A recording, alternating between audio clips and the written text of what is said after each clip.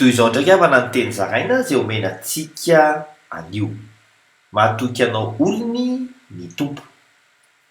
rakotra ho voninahitryandriamanitra ny tranonao sy ny tanànanao ahako ny voasoratra ao amin'ny Ezekela 17:7 amin'ny anaran'i Jesosy hoe dia niakatra niala teo amin'ny kerobima ny voninahitry Jehova ho eo amin'ny tokonam-baravarany trano ary feno ilay rahona ny trano ary ny kianja dia feno famirapiratany voninahitry Jehova anka na mandalo zavatsarotra aza ahaka ny amin'ny Korintianina voalohany 7:17 amin'ny anaran'i Jesosy hoe tsy misy fakapanahy mahazo anareo afa-tsy izay zakan'olombelona nefa matoky Andriamanitra ka tsy hamela anareo alaim-panahy mihoatra noho izay zakanareo fa momba ny fakapanahy dia asiany lalana ahafahanareo koa mba hazakanareo izany dia atokisany fa tsy alaminy ianao ahaka ny voasoratra amin'ny Korintianina voalohany 2:7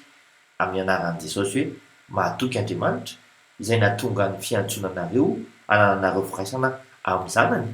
dia Jesosy Kristy tompontsika andray an-tanananao kokoa Andriamanitra mino vavaka isika ray eo mitony aho satria nanamafy ianao ankehitriny fa andray an-tanana ny ady atrehako amin'ny anaran'i Jesosy Kristy velona avy any Nazareta amen mandra-beona tompoko